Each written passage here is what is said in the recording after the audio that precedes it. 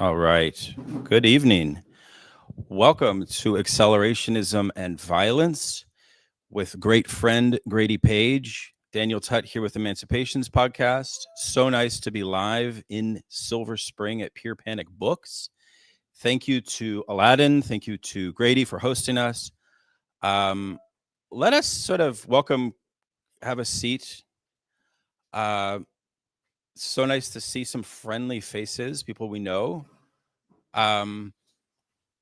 What is this event all about? Well, we've decided to sort of put forward what we're calling a philosophy salon, examining the question of what accelerationism is, what its legacy is, what its origin is, and what maybe you could say has happened to accelerationist ideas. Can everybody hear me in the back okay? You guys good? So I want to start, before I turn it over to Grady, with a kind of overview of this concept. Now, one way in is to reflect upon this concept of capitalism itself, understood as a system, understood as a total systematic logic that governs all of social life. Part of the problem that Marx and the tradition of Marxism identifies embedded in capitalist social life is a sort of challenge for us as subjects to capitalist system to actually see it as a system. This is what in Marxism is called fetishism. It's an old philosophical concept which refers to covering over, a process of covering over reality. And capitalism has a sort of ingenious way of covering over its interlinked status as a system. What accelerationism is about is a sort of exercise that's conceptual. I think what's best about accelerationism is precisely this idea that it offers us a way into thinking about capitalism as a systemic logic. So that's my first point. Now, its technical historical origin is really the Industrial Revolution in about the 1820s, 1830s in Europe, in which you have Enlightenment ideals of progress fusing with this early industrial Promethean orientation. So this idea of Prometheus, the god who sort of takes fire and can sort of ignite a process of technology, of technological innovation and invention for the saving of humanity. So you have a kind of Promethean humanism that emerges in the early, really in the early socialist movement, even before Marx and Engels come onto the scene. There is a kind of utopian view that technology can be harnessed for the betterment of the workers, and that in fact, if technology is coordinated in the right way, this capitalist system that somehow dominates the working class can in fact be overcome. So the first idea behind accelerationism is that it really emerges as a sort of intellectual enterprise of socialist thinkers. Early socialist thinkers from the 1820s, 1830s, figures like Saint-Simon, figures who are associated with a kind of elitism, a kind of socialist elitism. And in a way, the premise of accelerationism is so ambitious that it basically has this highly sort of positive view of what technology can do in terms of liberating the working class. But the main problem is that these socialist intellectuals that want to sort of harness the power of technology and so on to send capitalism in a more egalitarian direction, in a direction that might actually provide for people in terms of overcoming the problem of wage slavery, things of this nature. The problem becomes that they do not have a connection to the masses, to the working class. So there becomes a kind of through line in accelerationism that is almost like an elitism. So this is what I would call the prehistory of accelerationism, this kind of Enlightenment ideal. We also see this with Robert Owen, who created, or even with Fourier, these people who created utopian communes where they would try to think of an alternative to the degradations of industrial processes, right? Now,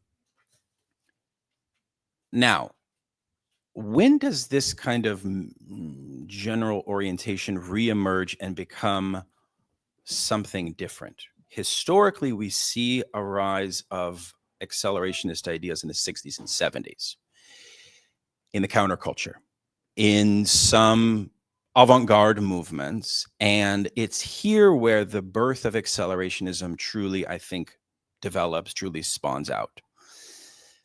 So we have May 68.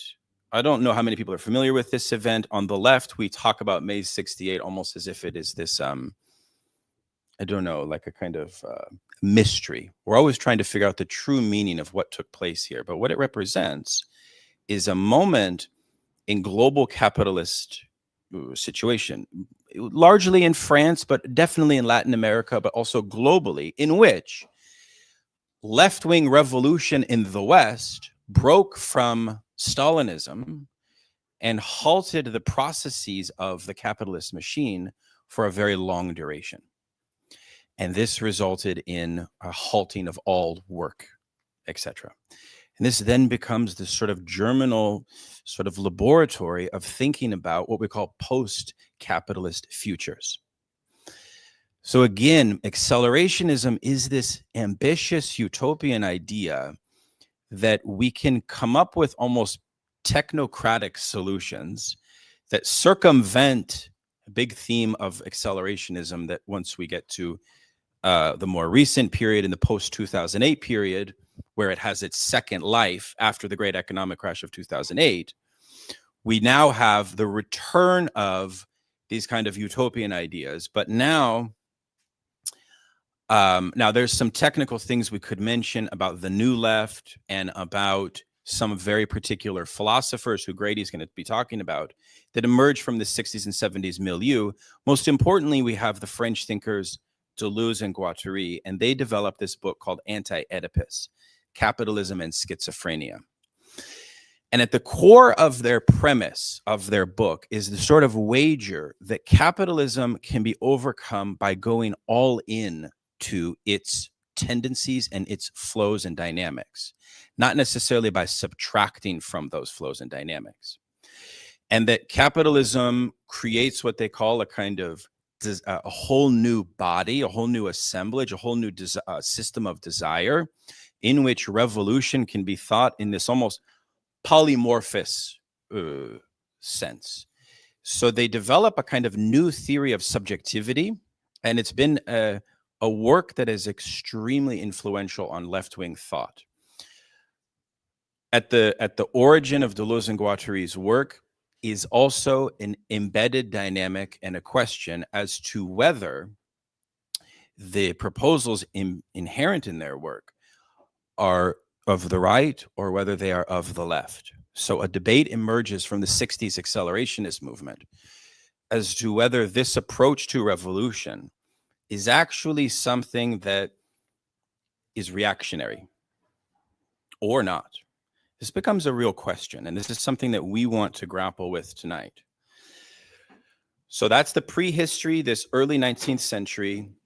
The formal development is in the 60s with these kind of counterculture, May 68 oriented thinking. Another big thing here is libidinal accelerationism. Libidinal accelerationism was a huge, this is where Deleuze and Guattari technically fit. The idea behind this is sort of this anti-humanist impulse, right? In which the old way of thinking socialist revolution can kind of be abandoned, and we no longer need to sort of organize the working class for their own emancipation.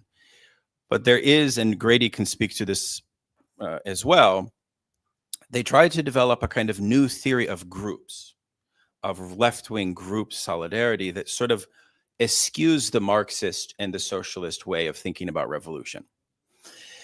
Now, one of the philosophers of accelerationism that emerges in the third period, let's call the third wave of accelerationism in 2008 to the present, is a very controversial philosopher who's influenced by Deleuze and Guattari by the name of Nick Land. And Nick Land's view is that this debate as to whether the ideas of accelerationism have a right or a left wing or a cold and a warm stream embedded in them is false. Accelerationism, according to him, really can only be seen as like a right wing phenomenon, ultimately. However, a very interesting thing happens. In 2008, largely driven by millennial generation socialists in the UK and to a lesser extent in the US, begin to publish a series of books, #Accelerate, right? The manifesto of accelerationism. And we get a sort of burgeoning literature about what it would mean to rethink revolution in the wake of 2008, which is very interesting because 2008 does not necessarily give us a picture of capitalism as some accelerating, dynamic, and fluid system. If anything, we have the thesis of secular stagnation, right? In fact, is capitalism truly a progressive entity? Is capital, if capital as a kind of impersonal force of value, if it's set free, what would actually happen? This is sort of the mysterious wager that exists behind accelerationism. So immediately, from a socialist perspective, we have the sense that, wait a second, isn't this just kind of an ultra-libertarianism, ultimately? That becomes a real question, right? Now, to the credit of the socialist accelerationists in the post-2008 period, really starting from 2011 to 2016, figures like Srinisek and Williams, who wrote the Accelerationist Manifesto, figures like Mark Fisher, who was of the view that Nick Land presents one of the most important conceptual enemies to the contemporary left, right? He died a few years ago, tragically. But Mark Fisher was of the view that embedded in the accelerationist proposal is something very emancipatory. But what's emancipatory about it is that it allows us to conceptualize capitalism from the point of what I said at the very beginning, as a system, as a total logic. And Mark Fisher is known as a figure who wrote a book called Capitalist Realism. This is a very prophetic book, one of the most important left accelerationist books that's come out. And his argument in this book is that we have lost the ability to think capitalism as a total system. That's capitalist realism, okay? And I think he's very much right about that. And moreover, he says, look, what accelerationism is advantageous for is it introduces the idea of rethinking this old Marxist Hegelian idea of capitalism as a totality. The problem is, as Benjamin Noyce and who's technically the person, the philosopher who coined the name accelerationism in his best-selling book, Malign Velocities. The problem, according to Benjamin Noyce, is that we have this repetition of the same elitist danger or trap from the early Saint-Simonian elitist socialist vision that was looking at capitalism as a system that had a kind of inherent power left unto itself, technology left unto itself, to be steered in a better direction by the bureaucrat or by the technocrat. So ultimately, according to Benjamin Noyce, the problem with left-wing accelerationism after 2008 was the fact that they tried to, and they advocated for, circumventing what they called folk politics, or what they called, like politics from below, politics of the exploited, of the working class. A huge manifesto during this time had the following title: Fully Automated Luxury Communism. So they felt that UBI would be a beautiful solution. Kind of goes back to this latent libertarianism that they have here.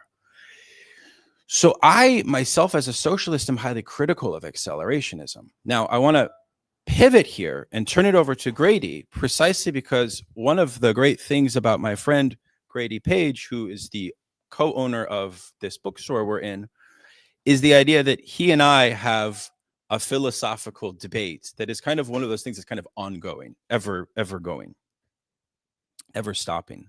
I think we send voice memos. You know that you're in a close relationship when you have the voice memos going.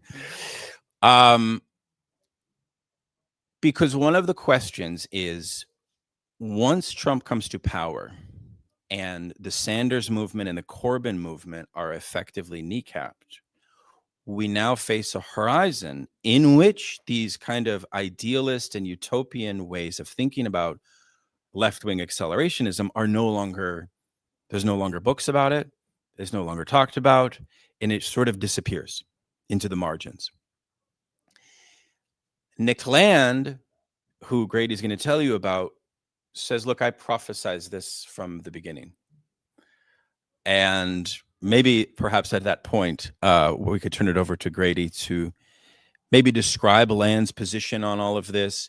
And and as you do, I would also love to ask you the question is like, do you agree with Mark Fisher that Land is a productive enemy to us on the left today? Well, the full meme is a fully automated luxury gay space communism. Yeah. Yeah, that's left accelerationism. Definitely very interesting. So you mentioned Mark Fisher, and Mark Fisher, I'm not entirely familiar with the backstory here, but I believe he was a student of Nick Land. But he was part of the CCRU, the Cybernetic Culture Research Unit, at Warwick University. And their critique together is collected in a collection of writings of which no writer is attributed. So they wrote collectively, anonymously. Yeah. And that anonymity is a key part of their project, is this idea of sort of getting rid of attribution, getting rid of the ego, going beyond, this writer wrote this writer believes this writer has this, opinion. But also there's a critique running through their work that as Nick goes right and as Mark goes left, they both maintain, which is essentially a critique of the elitism of the left and of the elitism of institutions that are teaching left-wing ideology, specifically Warwick University itself, but academia, and then you can go into Land's critique of the New York Times or liberal media, Hollywood, the culture. But then you get into Mark's critique in The Vampire Castle. He's talking about cancel culture. He's talking about essentially how like the internet left polices itself and systematically weeds people out, weeds opinions out, and like performs this kind of violence that ultimately he was horribly attacked after he wrote that piece, and I don't want to attribute that to his suicide necessarily, but that a lot of other people have done that. But I think that running through what's now called the dirtbag left, which is very influenced by Mark Fisher, there's this critique of the way that Marxism has been received, and specifically the way that liberalism has taken left-wing ideas and kind of turned them into the worst version of themselves, and also this kind of I guess what Land calls the human security system. This kind of almost like an automatic collective assault on anything that goes against the ideology, basically. And I think Fisher wrote about this with capitalist realism. There's this there's a piece in Fang Noumena that is actually a direct critique of Fisher, but it really hits on some of this problem. It's called A Critique of Transcendental Miserabilism. Right. But it was originally a blog response. Anyway, I basically know, I don't need to really reference it, but he basically talks about how the left has given up on revolution and has replaced revolution with this like cosmic despair in the face of capitalism. And like the despair itself is the point. Like it's not about trying to actually change. It's about misery in the face of capitalism. And I think this is a really effective criticism he had of Fisher, because Fisher's work is mostly about despairing in the face of like, we can't do anything about this, and like missing, earlier periods where better music was being made, where people were more creative, and lamenting the way that corporations have captured the music industry. But I think, interestingly, Land's a nihilist, and Land's nihilism is this profound negativity and pessimism. But out of that pessimism emerges this kind of positive Nietzschean, some would say hyper Nietzschean excitation, and like this kind of like rock and roll death drive, basically, which, Mark Fisher is looking forward to revolution throughout his life, but he's profoundly depressed, profoundly negative and pessimistic ultimately, and his work is about hopelessness. So I think that like Land's work is about a kind of a hope for the end, hope for death, the thirst for annihilation, this desire for destruction and what destruction can bring about, and versus Fisher's work is more about wishing that we could go back to the 60s, something like that. Yeah. Okay. So that's very helpful. Thank you. I think this is like how Marxists should, their copy of Capital should look. Right. No, that says a lot right there. Well, I wrote a book on Nietzsche where I argued that the left can benefit from him so long as we read him parasitically, right? And I would say that, Nick Land is a very interesting philosopher. Let me just say a few things about him biographically to situate him in the event that folks are not aware of him. He famously has a sort of drug-fueled quasi-psychotic breakdown as a professor in the UK. He's a philosophy professor. And this event, combined with his association with this very avant-garde, almost you could think, for folks that may be familiar with William S. Burroughs, it's kind of in this milieu of thought. It's a kind of cyberpunk futurism. It's very interested in what's called hyperstition, which would subsequently be hugely influential to online meme culture. The idea that we can sort of generate a meme that will have a turbulent effect within the broader culture. Implicit in Land's thought is this revolutionary idea that capital needs to be freed from all management and control. It needs to be sort of let go of so that the productive forces can do their magic, so to speak. This is what he calls unconditional accelerationism. And this is his objective. So it's like an ultra libertarianism. Now, here's where the problem comes in my opinion. Concurrent to that, he prophesizes a future capitalist order of basic ethnic and racial division, fragmentation, and social violence.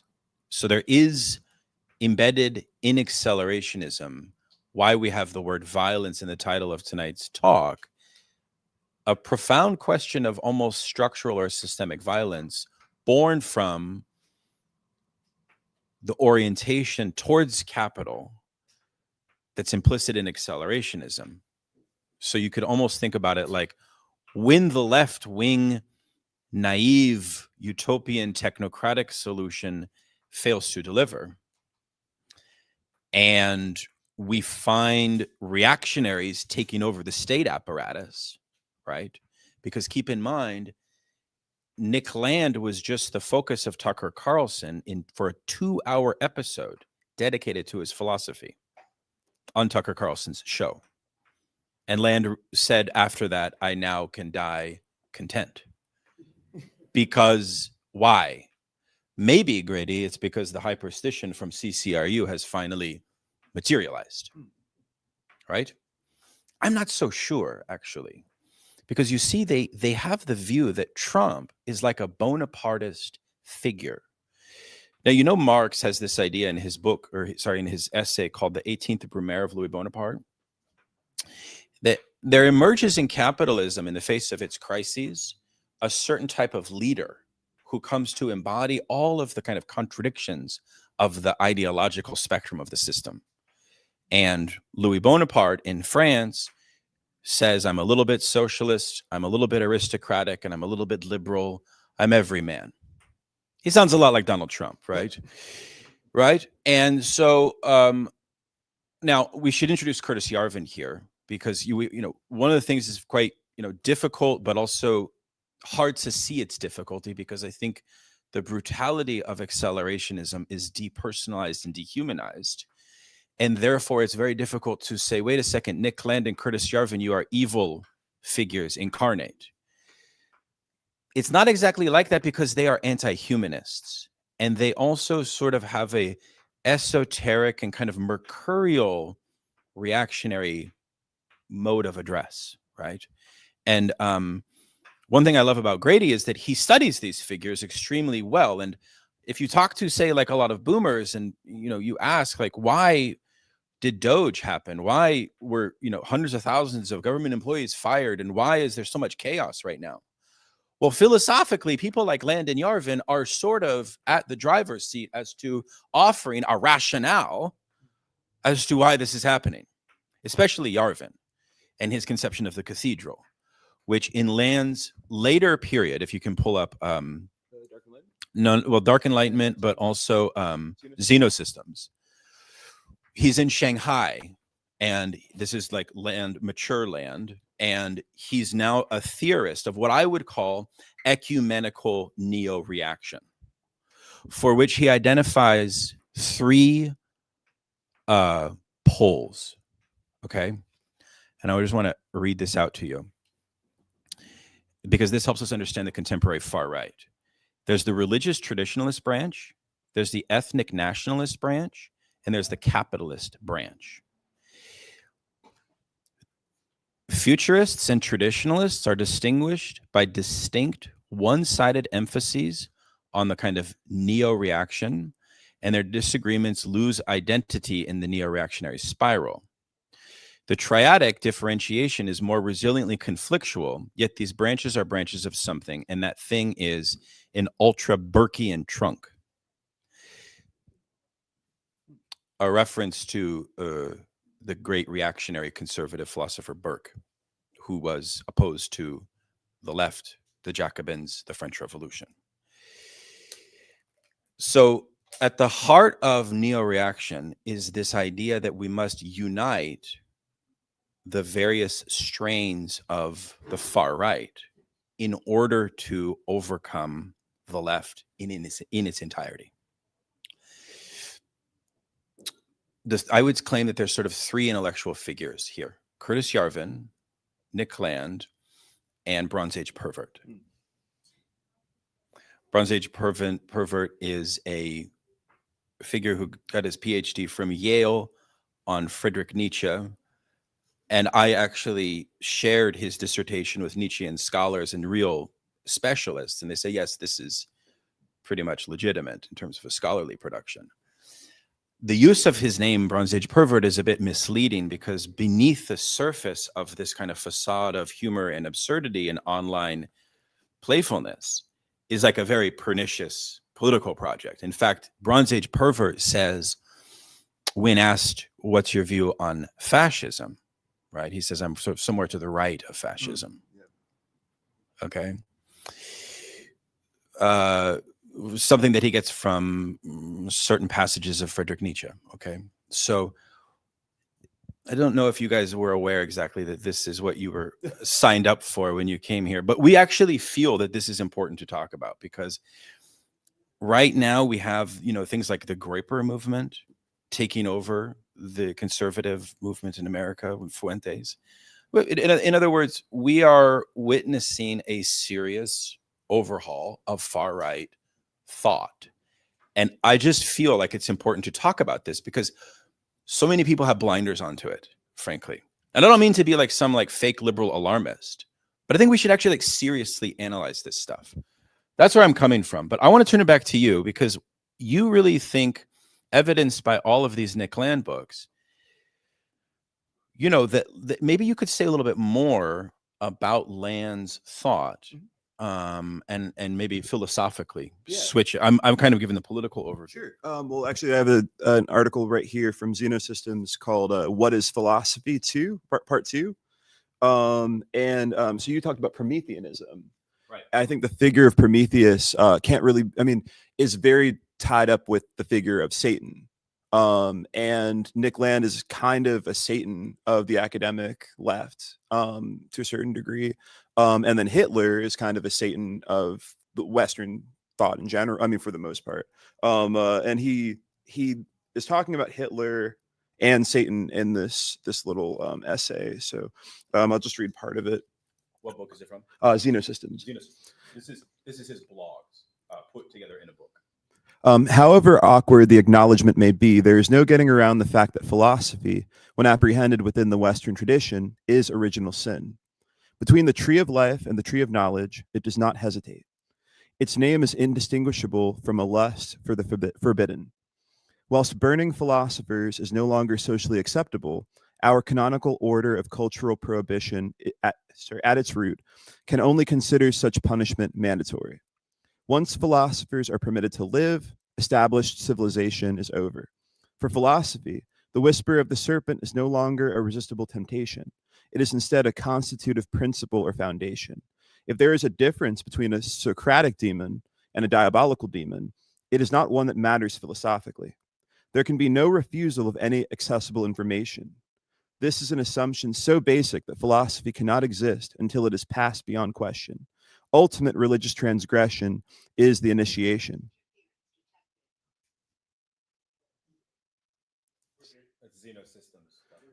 Okay, cool.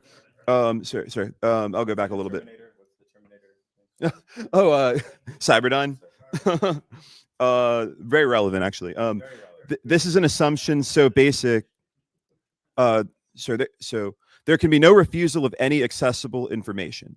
This is an assumption so basic that philosophy cannot exist until it is passed beyond question. Ultimate religious transgression is the initiation.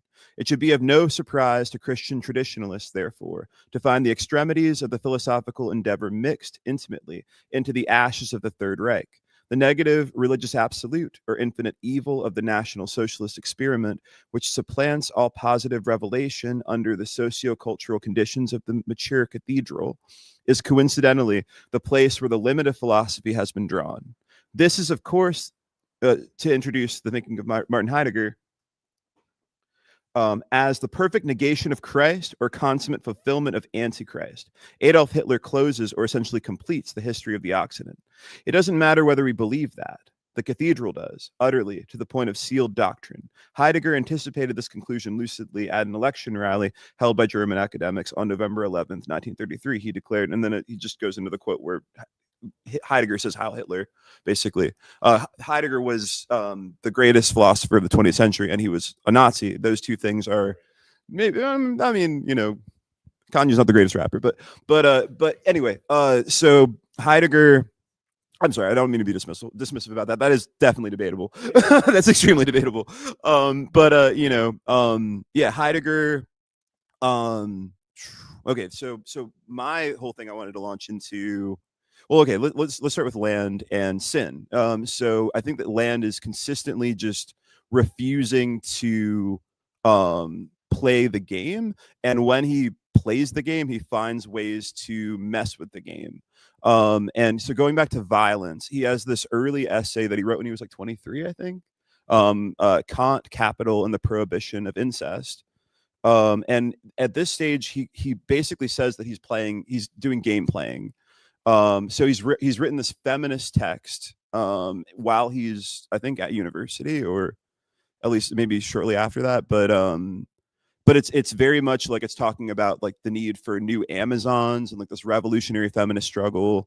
And maybe he believes that, maybe he doesn't. It's not really clear, but he definitely is speaking in the language that is acceptable at that time, while also kind of railing against aspects of the doctrine he's fighting. So he's playing this game, and when he if you follow the whole mythology, did a bunch of meth or whatever, and then got kicked out of Warwick or asked to leave Warwick, moves to China, and becomes this evil demonic sorcerer or whatever.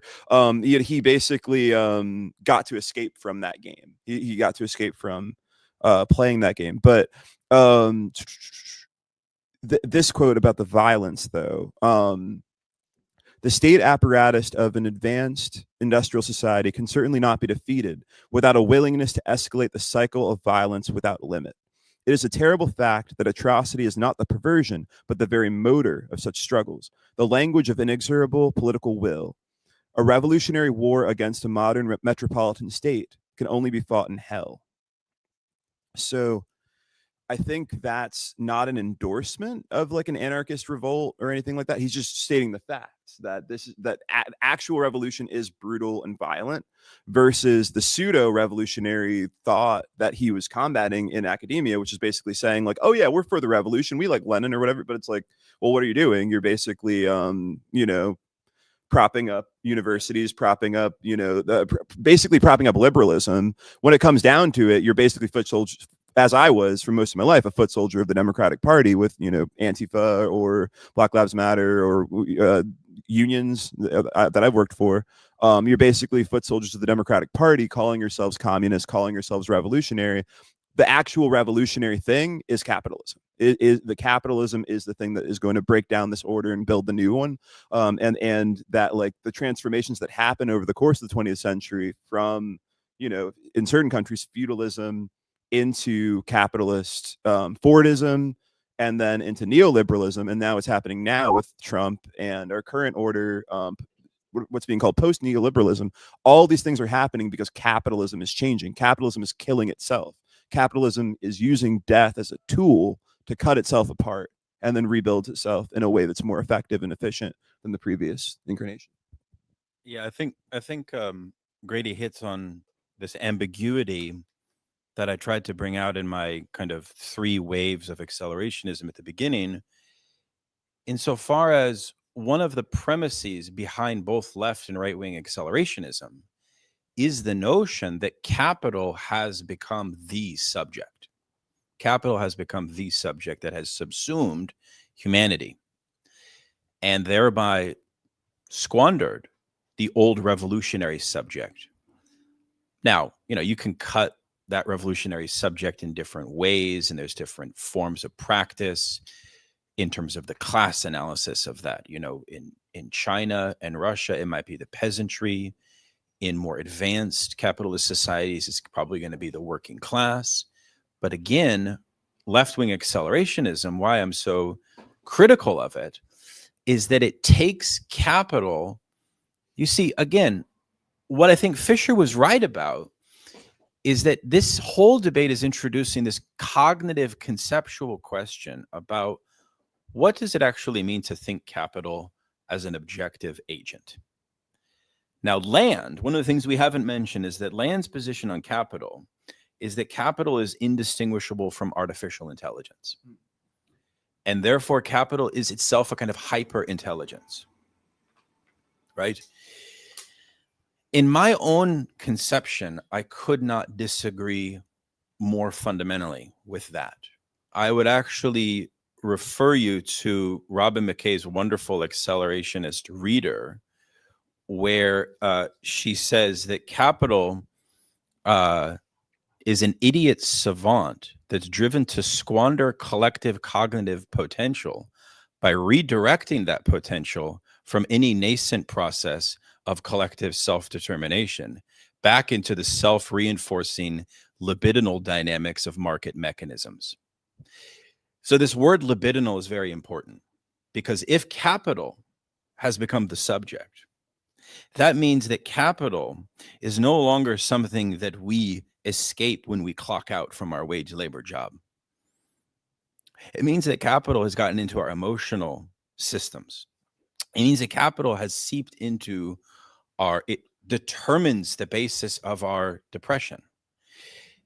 speaking about violence, one of the things that's implicit in the accelerationist sort of wager is the notion that those processes of unregulated capital can be doubled down upon. You know the concept of doubling down on something?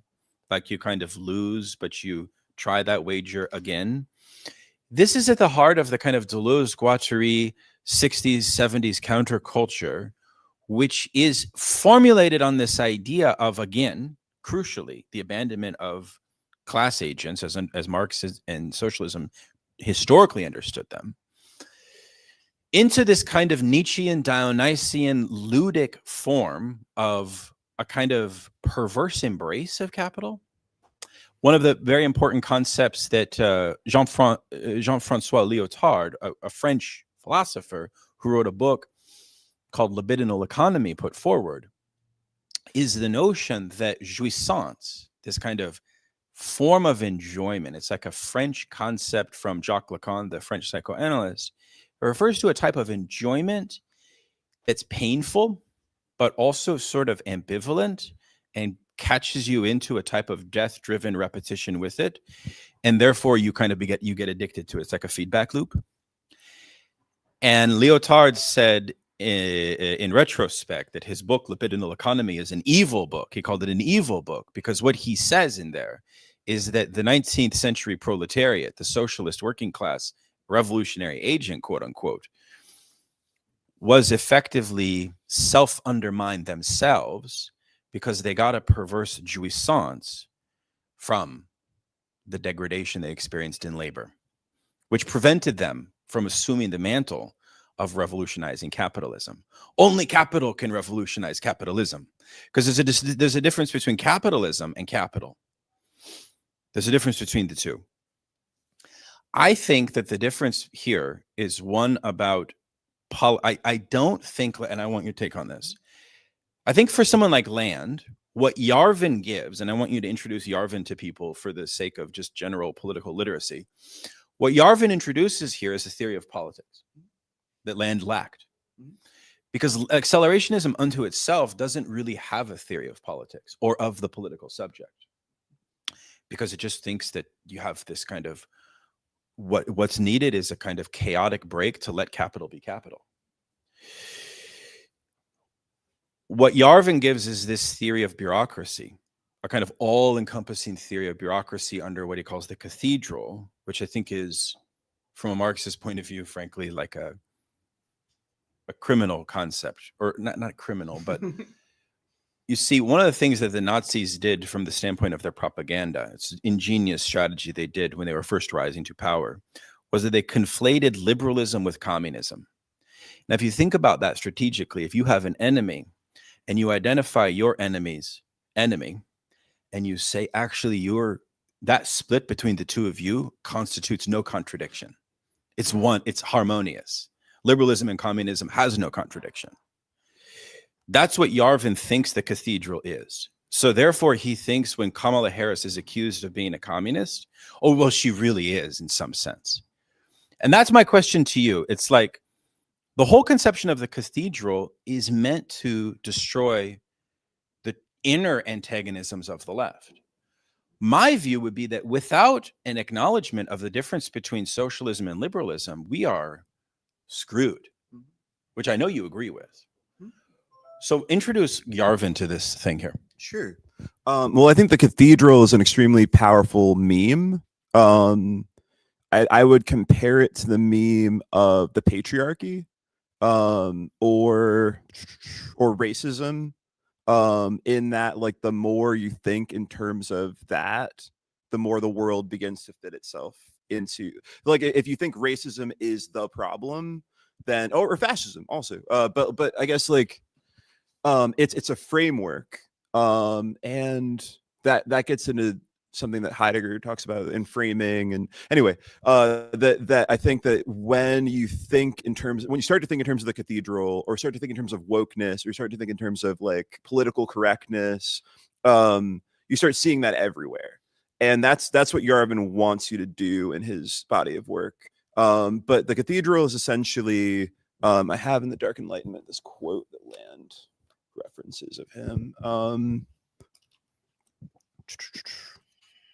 but basically he's saying that atheism is a religion, or that atheism as we know it has a religion. It has a religion underneath it, and that's basically wokeness. But he goes through the history of Protestantism, and he's kind of connecting the Puritan thought of the early American colonists to the puritanical thought of the current left. So there's and he's writing all this in his blog. So he's, I guess, a computer scientist and a CEO of a company. He's writing all this in his blog, which I think was called Unqualified Reservations. And so he's writing all this in like kind of an internet speak kind of, and he's a huge nerd. He's just like a huge nerd, Silicon Valley nerd, wants Silicon Valley to run everything basically. And is kind of ironically, detesting the fact that it hasn't taken over everything already. So here I'll start with this quote. So it's how Dawkins got pwned. So a little context for that. So Richard Dawkins is a new atheist. Writes about, what is it, the selfish gene? That's him? The selfish gene. I think that's Harris. These people are indistinguishable from each other, but he's a little bit, he's a little more scientific. But so the new atheist movement is this huge thing that affected the millennial generation, I think. But he is basically revealing that, or he's exposing the fact that there is this Christian thinking underlying the atheism of Dawkins. So I'll just read this quote. My belief is that Professor Dawkins is not just a Christian atheist. He is a Protestant atheist. And he's not just a Protestant atheist. He is a Calvinist atheist. And he's not just a Calvinist atheist. He is an Anglo-Calvinist atheist. In other words, he can also be described as a Puritan atheist, a dissenter atheist, a nonconformist atheist, an evangelical atheist, etc. This cladistic taxonomy traces Professor Dawkins's intellectual ancestry back about 400 years to the era of the English Civil War.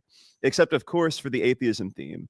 Professor Dawkins's kernel is a remarkable match for the ranter, leveler, digger, Quaker, fifth monarchist, or any of the more extreme English dissenter traditions that flourished during the Cromwellian interregnum. Frankly, these dudes were freaks. Maniacal fanatics. Any mainstream English thinker of the 17th or 18th century informed that this tradition, or its modern descendant, is now the planet's dominant Christian denomination, would regard this as a sign of imminent apocalypse. If you're sure they're wrong, you're more sure than me. Fortunately, Cromwell himself was comparatively moderate. The extreme ultra-Puritan sects never got a solid lock on power under the Protectorate. Even more fortunately, Cromwell got old and died, and Cromwellism died with him. Lawful government was restored to Great Britain, as was the Church of England, and dissenters became a marginal fringe again. And frankly, a damned good riddance it was. However, you can't keep a good parasite down. A community of Puritans fled to America and founded the theocratic colonies of New England. After its military victories in the American Rebellion and the War of Secession, American Puritanism was well on the way to world domination. Its victories in World War I, World War II, and the Cold War confirmed its global hegemony. All legitimate mainstream thought on earth today is descended from the American Puritans, and through them, the English dissenters. So this picture that he's painting is basically that this weird cult from England came here and then took over the world. And so we're living in the world of a Puritan ideology, and we are completely in this matrix where we think everything the Puritans thought is true, except it's an atheistic version of Puritanism, and that's wokeness. That's basically the idea that the patriarchy is controlling everything, or the idea that racism is the ultimate problem, or that capitalism is evil. Any of these notions, these are extensions of the. It would be he compares it directly to, like, if Scientology took over everything, you would expect there to be kids getting like e-meter readings and stuff like this in school, and as opposed to that, you have to take a gender studies course when you go to college, because you have to be indoctrinated into a feminist ideology. Yeah. So I mean, I don't know. The New York Times and the New Yorker have done profiles on Yarvin. I think his thought is, Mencius Moldbug is his sort of his internet name. Now, there's a sort of Machiavellian dimension that we should introduce here. You kind of hinted at it with the concept of games, whereby there is a stage of their thought which has moved to a popular masses level of transmission, meaning that Mencius Moldbug used to write very, very dense theoretical work. He's now in a position where his transmission is to kind of a popular audience. Why? Well, because he sort of is seen as, you know, for example, the right-wing Silicon Valley front, Mark Andreessen, Peter Thiel, Elon Musk to a lesser degree, see Arvin as an intellectual guru, just to get your bearings here. So that is a significant power of influence. Combined with this internet reality that in order for any political movement to have efficacy, you have the dynamic of what you might call a kind of parasocial cult dimension. So he's got, like, you know, a huge Substack, and he has kind of cultish characteristics and personality quirks that lend themselves to that. But it's very mercurial to listen to him be interviewed, because he doesn't sound anything like how he used to write, I've noticed. So he's in like a whole new mode of transmission.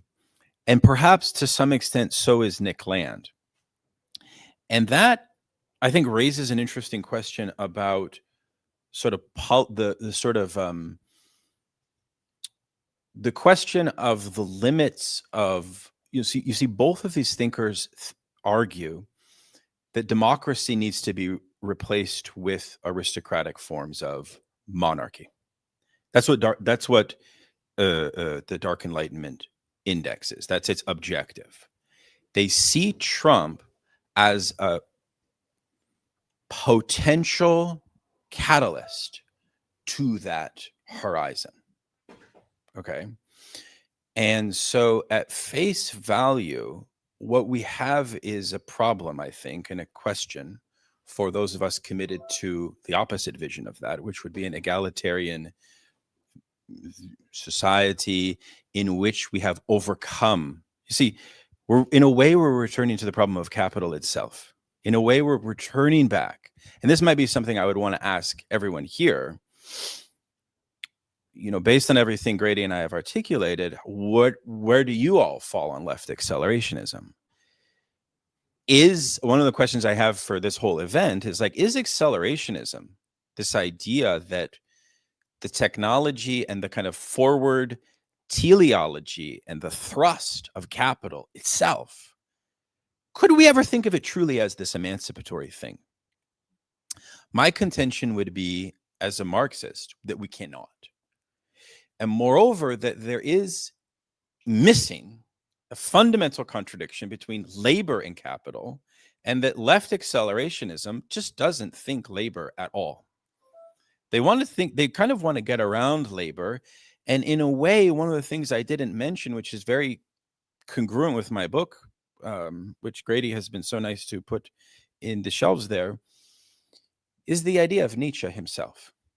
Nietzsche himself emerges here as who I call the godfather of right and left accelerationism. Because both right and left accelerationism possesses a profound anti-masses orientation. And if you know much about Nietzsche, you know this concept of the herd mentality, for example. And the elitism of Nietzsche's philosophy is so immense that even left-wing Nietzscheans, and of course Nietzsche was the muse of the May 68 generation, in a way, philosophically, the May 68ers were saying, scoot over, Marx, we need Nietzsche instead. Now, the basis by which they incorporated Nietzsche on the left, as I document in my book, was very interesting, because what Nietzsche gave them was a way to think about individual liberation. And I try to make the argument that what Nietzsche doesn't allow us to think is collective liberation. Nietzsche is a very, very adept at individual liberation. It's like, I call him like rugged self-help. There's nothing been of the highest order. So I would claim that embedded in Nietzsche is this kind of libertarian accelerationism in which, yes, in fact, let's let capital be itself, like just let it set the chains free. This also introduces something that I think in the socialist tradition we should take quite seriously. And we saw this in the, anti-colonial uprisings all throughout the 50s, 60s, and 70s across Asia and Africa, which is many of these countries were given the choice to go the capitalist road or the road of the USSR in terms of their mode of production, socialistic or capitalist.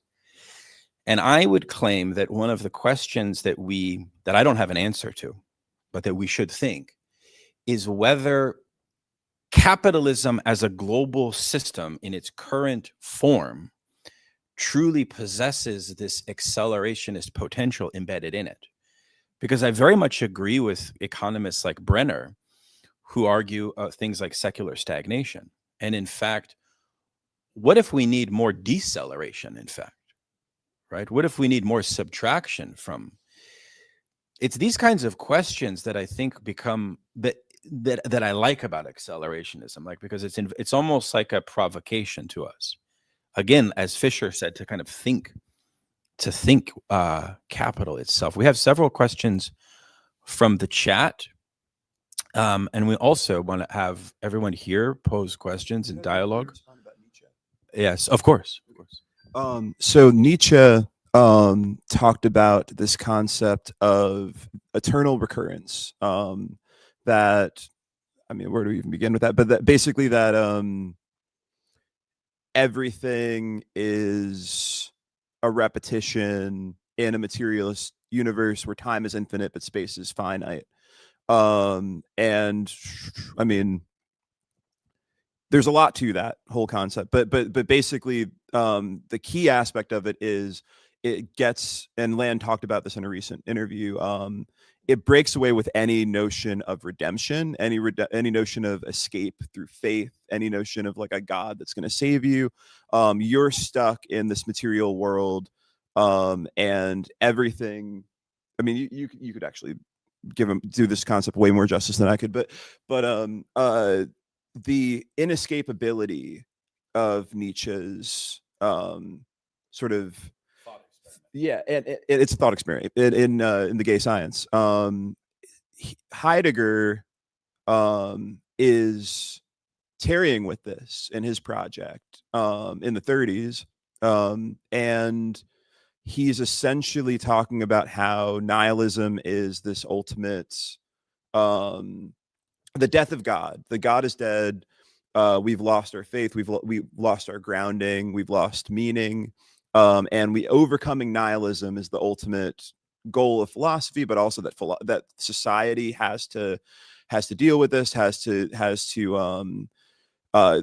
deal with the fact that technology renders everything useful but not meaningful, and reduces us down to our function as tools. And capitalism turns us into tools.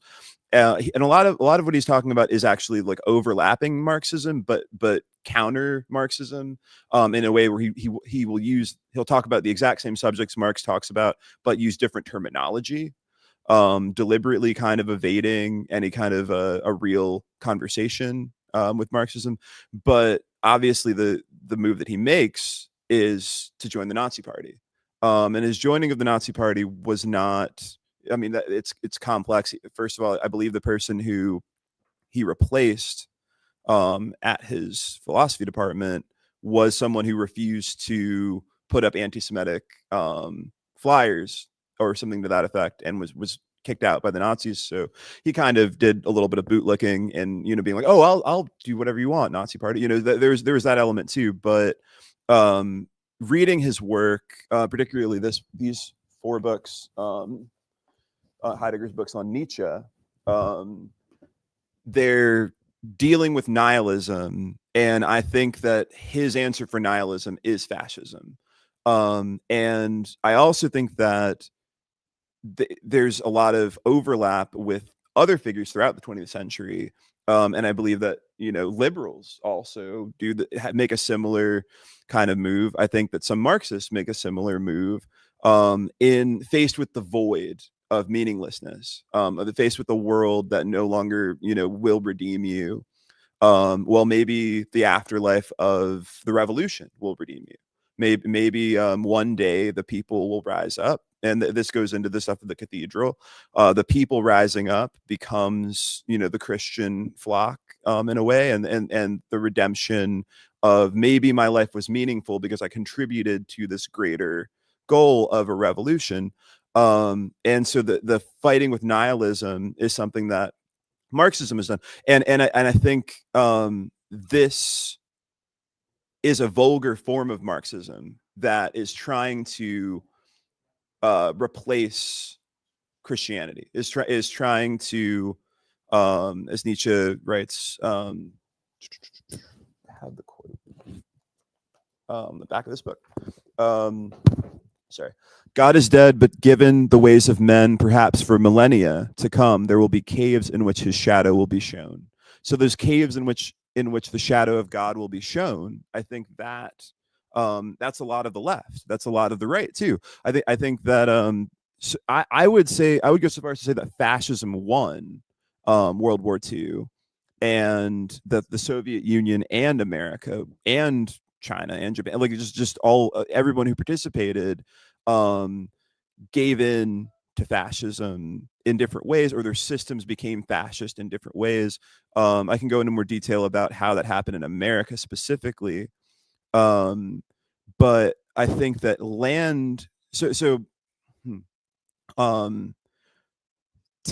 Klaus Taveleit, he was a son of a member of the Freikorps, they were fascists who basically kept their weapons and fought communists prior to World War II.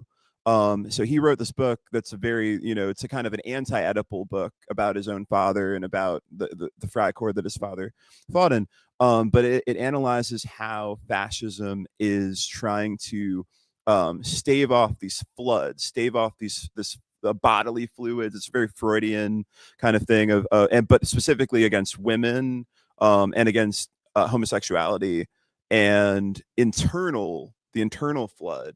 It's in 2 volumes. I don't sell any of these books here, by the way, except for Daniel's book. But Male Fantasies 1 and 2. The other one I've completely destroyed. Doesn't have a cover, but Male Fantasies, I can read some of that, but I do want to open up the questions. But anyway, to sum up my sort of take and what I take away from Land on this, Land's project, particularly The Thirst for Annihilation, virulent nihilism, is about these flows. It's about these floods. It's about the thing that fascism is afraid of. It's about unleashing the flow, and the flow of capitalism as well, the flow of the libido as well, the flow of desire that Deleuze and Guattari talked about. Everything flows in their Anti-Oedipus and 1,000 Plateaus. And so for me, it's this dichotomy of fascism and nihilism. And I think that critique goes to like almost universally any ideology. Is it fascist or is it nihilist? Because I believe that that fascism is this repression of nihilism. And so Land is, for me, profoundly anti-fascist in his thinking, in a way that goes all the way with anti-fascism. And I wanted to read one more quote, and then we can go to the questions. Making It with Death. Yeah. It's the end of Making It with Death, where he defines fascism. Yeah. Or defines Nazism specifically. Trying not to be a Nazi approximates one to Nazism far more radically than any irresponsible impatience and destratification. So that's a response to Deleuze and Guattari's 1,000 Plateaus, where and he's taking Taveleit's side against Deleuze and Guattari in a certain way, because they're talking about if you de-stratify too far, if you break the system down too far, you open up the potential for fascism. He's saying the opposite. He's saying break down the system as much as you can. Nazism might even be characterized as the pure politics of effort. And that also, going back to Lyotard, the libidinal economy reference you had, Lyotard talks about how Marxism becomes this obsession with the completion of work that's already finished. So Capital, he never finishes Capital Volume 3, but also that Lyotard is saying that he's actually like more focused on the book than on the actual revolutions that are unfolding around him, that the revolution is happening too fast for him because he just wants to write Capital. He just wants to solve Capital in his mind. Lyotard is, if you think that Land's critique of Marxism is cruel, Lyotard is brutal and totally vulgar and totally by his own standard evil. But he's saying, he calls it it's the little girl Marx is the whole chapter. I mean, it's also kind of misogynistic. And he calls Marx a centaur or something like, no, hermaphrodite. It's something about hermaphroditism. Old man Marx, the little girl Marx, and the old man is trying to make the little girl feel better, and that's what Capital is really about. But anyway, oh no, yeah, please, by all means. But anyway, let me finish this quote. Nazism. Oh, so yeah, this completion of work that's already been finished. So if we go by that definition that Lyotard has of Marxism and of this kind of I don't know how to put this in a way that's totally not vulgar, but this sexual refusal to orgasm, basically, that there's this delay of pleasure, delay of hi Dad, delay of enjoyment, that he refuses to finish Capital, and that refusal to finish is the entire, you can see the entire future of the left from Capital to now as this attempt to kind of retread ground that's already been treaded, rewrite texts that have already been written, and fight revolutions that have already been won, and we've already seen we've seen the results of those revolutions. But the work part, I think, is essential. The refusal to finish the work, because Land defines Nazism as the pure politics of effort. So this effort, this trying to fix it, this trying to form the party, trying to correct the errors of Stalin or Lenin or Trotsky, trying to do this, trying to, feeling this responsibility, this burden, that is going against the irresponsibility and the nihilism that Land is, basically throughout his early career, at least, pretty much, pretty consistent with. Nazism might even be characterized as the pure politics of effort, the absolute dominion of the collective superego and its annihilating rigor. Nothing could be more politically disastrous than the launching of a moral case against Nazism. Nazism is morality itself, heir to Europe's respectable history, that of witch burnings, inquisitions, and pogroms. So that I apply to the right as well. And I think that Land applies that to the right as well, at least in his early work. And that's why he doesn't want to be a part of the right. He says explicitly in Thirst for Annihilation, he needs to be too alien to be left or right. And that he has this whole part where he breaks down what he calls libidinal materialism. And one of the tenets of it is to not allow yourself to be captured by the left or the right. But yeah, I think that this, to see fascism as morality itself, I think that's key to understanding Land's whole body of work, because the people that are trying to do the right thing, those are the people that are going to most powerfully justify murdering you, because they're doing it. You need to die. You're in the way of my project. You're making the world a worse place. I'm going to fix it by killing you. And the work of fixing it involves killing you. And the pile of bodies, in the wake of that is, they had to die because it was worth dying for. It was worth killing for. This value of worth killing for, that is on the opposite side of nihilism, where nothing is valuable. And that's what we can't deal with. That we can't deal with the fact that our lives are meaningless and we're just consumers. Yeah. One of the things I didn't mention, that to build off of what you're saying here, is, the Italian philosopher Antonio Gramsci wrote a really important essay once called The Revolution Without Capital, I think is the title. And it's a reference to what happened in 1917 in Russia, right? The Bolshevik Revolution, the first successful proletarian revolution, which did not technically accord to the later mature version of revolution that Marx prophesies, or you could say almost suggests, in Capital. Why? Because in Capital, there's this sort of notion that the contradictions of the capitalist system have a kind of tendency to implode unto themselves. So we're introduced to this very interesting question regarding the will and the agency of the party, of the masses, for revolution, which would seemingly mean that 1917 is a great antithesis to accelerationism. You see the point, right? Because it represents a proletarian revolution. Now, I think the error there is, of course, Marx thought both. Marx fully was a political figure. I fully disagree with Lyotard's conception that Marx does not have a political agenda, or that how else could we understand the reform of the SPD in Germany through the Erfurt program, which was the implementation of the Marxist vision of politics inside of the German Socialist Party in some sense. Not to mention Marx's reflections that have become very important in the wake of Kaihi Saito regarding revolution, according to Marx in his late work, does not necessarily need to undergo this productive seizure of the means of production, but you can think something more like the development of communes, something almost more quasi-anarchist, something more akin to Paris Commune, right? Which would seem to be a third option beyond accelerationism, if accelerationism, again, is about harnessing the power of capital. So I wanted to say that.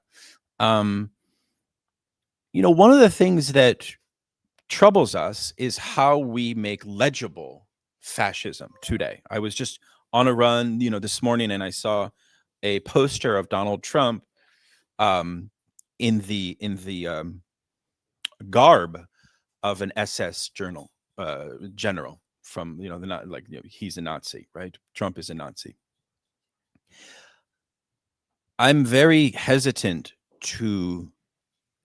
There's been a big debate in left-wing academia as to whether Trump qualifies as fascist or not, and one of the core premises behind the debate, the side that I fall in line with more so, is that fascism is reliant and was reliant in its 20th century version upon the existence of a robust and mature workers' socialist movement, right? Which we lack today. Some very cynical liberal reading of that would be like, oh, yes, well, that's in fact why we should not develop the workers' movement, because no, we're not going to say that. We're not going to say that. But you see what I'm trying to drive at, and then I'll stop here. And for folks that want to ask questions, if we can have you all maybe walk up here so we can hand you the mic, if that's okay. What I'm trying to say is that I think this 60s libidinal accelerationists, Lyotard, Deleuze-Guattari, Foucault, French theory, the 68ers. I've written a lot about this, and I can summarize it to you like this. I slightly disagree with my comrade here. I think that they've given us a too loose definition of fascism. My example is, Foucault, the great Michel Foucault, French philosopher. Some would say he's the number one philosopher of 20th century. I don't think so, but whatever. He wrote the introduction to Anti-Oedipus, and what was the title of his introduction, which is, this is a book that's a guide to non-fascist living. And the implication there of fascism is that if capital has seeped into every pore of our being, into our emotions, into our cognitive apparatus, etc., we have a choice. We either deterritorialize, or we have this sort of like movement between territorialization and deterritorialization. And it's this kind of manic polarity that we must adhere to the ideal of what they call the schizoid subject. That's the sort of line of flight that they want us to think liberation by going all the way in, by following capital all the way in and transcending it. And I think that this is ceding too much ground to the power of capital itself. I don't think this is a valid method of resistance, and nor do I think that it gives us a legible theory of fascism.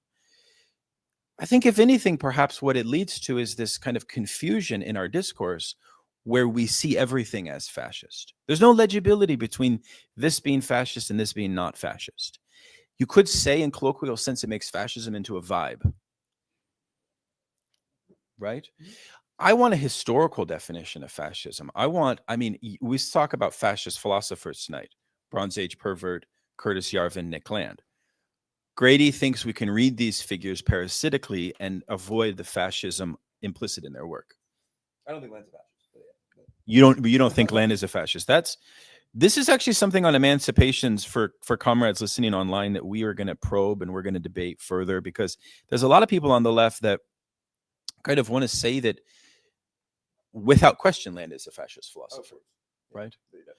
So we'll have to have Grady onto the show and he can hold his ground. And please go into it. And yet, form a line, comrades. We want to hear from you. What do you think about all this business? So Mussolini was originally a Marxist member of a socialist party with Gramsci. And of course, he threw Gramsci in prison, and Gramsci wrote his notebooks that we now have as the prison notebooks, where we get base and superstructure theory, extremely important to the Marxist tradition and to any critique of the powers that ran the 20th century. But I think, so Mussolini teamed up with these people in Italy, the elite theorists. Specifically, I believe it was Pareto and Mosca. But he had them ghostwrite a lot of his work. If you want to call it his work, even like it's just kind of propaganda for fascism. But in the closest thing we have to a fascist manifesto, we have this notion that it's a criticism of Marxism, and apparently Mussolini believed that fascism was a more revolutionary idea than Marxism. That Marxism had failed. Marxism doesn't go far enough in its revolutionary thinking, but it's more than that. It's more this idea of harmony. That Marxism is about class conflict, breaking down, finding these divisions between the proletariat and the bourgeoisie, empowering the proletariat, allowing them to take over, seize the means of production, and then redistribute wealth and create a new society called a socialist society.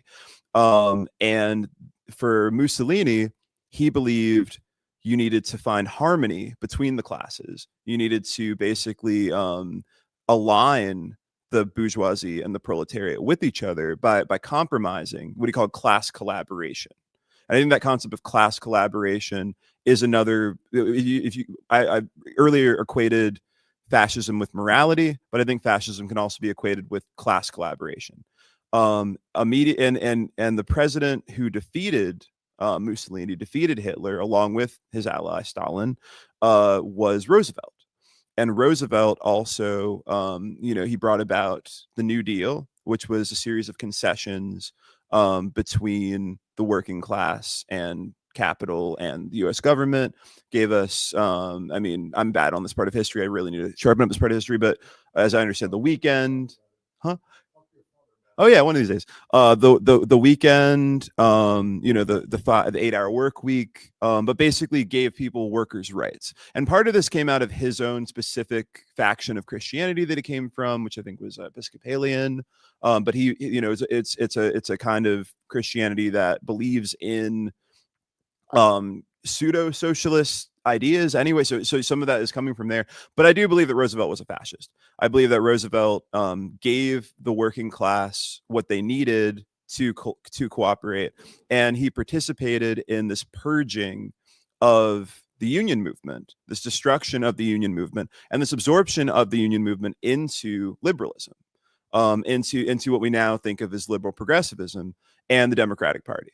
The Democratic Party now basically controls unions, controls for the most part the demographics of the workers, and gives them what they need in order to get them to collaborate, in order to get them to cooperate with fascism, and basically owns the working class. It owns, like, the Democratic Party owns the discourse around the working class.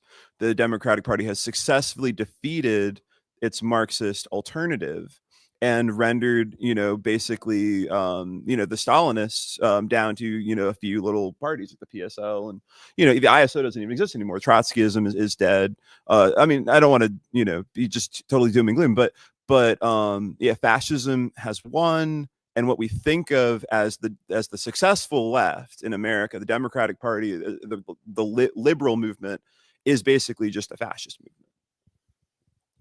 Yeah. Thank you very much, and thank you to. We got a nice, healthy stream going here with a bunch of people watching online with a bunch of questions that we'll try to get to. But first, could we go to our audience question? Sure. So I have a question for you, Daniel. I trying to query a bit about your position on, like you said that that you don't think that capital can be this emancipatory force at all. I don't know if you would extend that to be it can't be a progressive force. I like with the line from the end of Capital Volume 1, where Marx says that one capitalist kills many, and this will lead to the expropriation of the expropriators, the negation of the negation. Do you think that how does that fit in with your understanding of whether capital is an emancipatory force or not? Yeah, I mean, this is a huge question, right? And in some sense, I don't have like a resolved answer. What we know, I think, historically, is that the socialist tradition has posited from its inception, as I mentioned, starting, really in the wake of the French Revolution, with the kind of notion that capitalism as a system is a fundamentally progressive system. What I would say in a certain way is that progressive possibility of capitalism is afforded not to the somehow sort of intrinsic capacities of capital left unto itself, but through this kind of mediation of class forces that maintain the capitalist system. On the one hand, I think that a lot of Marxists used to speak about what Marx meant by revolution by focusing upon the fundamental antagonism born from the division of labor. And revolution, therefore, was thought vis-a-vis a class overthrow of the bourgeoisie. And the idea was to galvanize a class consciousness in which this division of labor can be exposed as inhumane, as decadent, as inegalitarian, so much so that the thrust of the demands and the proposals of Marxists, what differentiates them from other socialists, is the notion that they ultimately are opposed to the proposition that capitalism, A, can be reformed, and that B, something like a welfare state, as we know it post-FDR, should be of the order of what we ask for, what we demand. In fact, this is at the heart of Lenin's conception of what communism is. And moreover, proletarians, the condition to be a proletarian is one in which you have a kind of wage slavery dependence. It's not of a feudal status, but still the highest demand would be for the abolition of that dependence, which would presuppose the disintegration of capital as we know it, because the primary contradiction of the capitalist system is between labor and capital itself. So with all of that said, my view would be that socialists should not aspire to become stewards of capitalism. That's point one. underneath that, with that impetus, I think we need to think about what it would look like to create institutions that could reasonably scale out a form of collective consciousness towards that objective in a way that would actually be true and robust. Of course, I think that Marx and Engels were mesmerized with the organic power of capital to socially reproduce itself.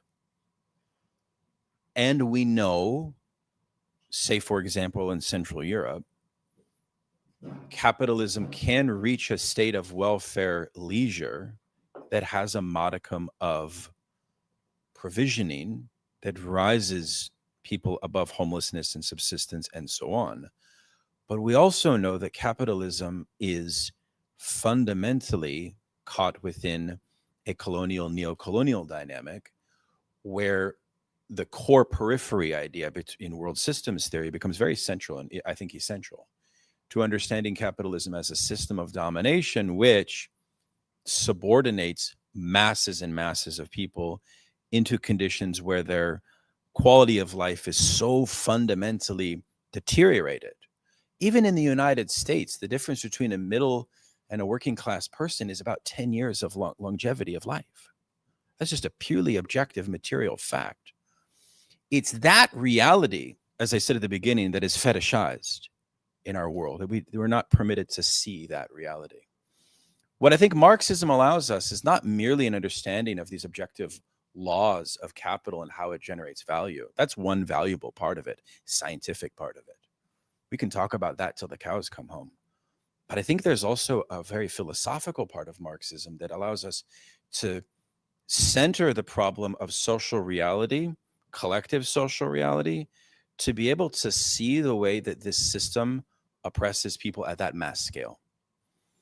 And that's the task of socialist education. It must be both an education in the art of exposing the truth of domination, how it functions, as well as these more scientific points about capital. I think too many Marxists fall on the side of a focus on capital. It's not to say that I don't find the book essential. I do. It is unfinished. It is an unfinished text. But despite that fact, it contains such a robust way into understanding the totality. So I'm not sure if I'm answering your question adequately. But those are some initial thoughts. But Nico was actually just on my podcast a few days ago, so we can be talking about this until forever. I don't know if you wanted to weigh in on that. Yeah, I had like sort of two related questions. First question, how do you relate people like Nicola and Curtis Yarvin to the emergence post 2010 or starting in the early 2010s of the endnotes people, the communizer people, the post-communizer people, Joshua Clover, and then more recently people like Jasper Burns and Phil Neal and their sort of like rebellion against the value form. And then the second thing is regarding the accelerationist stuff in terms of developing the force of production. How do you feel that, like Nicola, as far as I can tell, wrote a lot in his earlier period in the 90s. So in the 1990s to 2008 was a sort of growth period throughout the world economy, like 8% growth. There were people talking about convergence everywhere. Now, very few people are talking about convergence. And in terms of restarting growth in the world system, I mean, people are talking about you needed intensive development to project a la the Chinese system. Thank you so much. We can both respond to this because I know you'll have a lot of thoughts on the land piece and more. But for me, what our comrade just mentioned is something that's a very interesting set of theories called communization,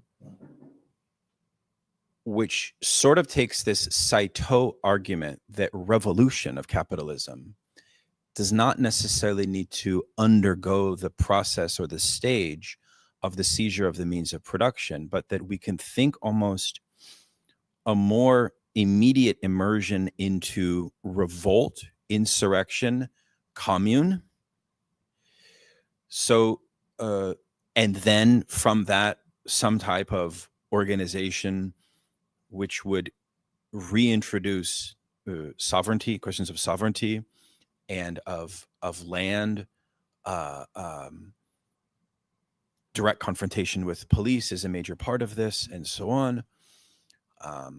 We're thinking Antifa, we're thinking Black Box, we're thinking the whole movement, what's called the movement of the squares period, which was a form of global left-wing agitation that emerged after the great economic crash of 2008,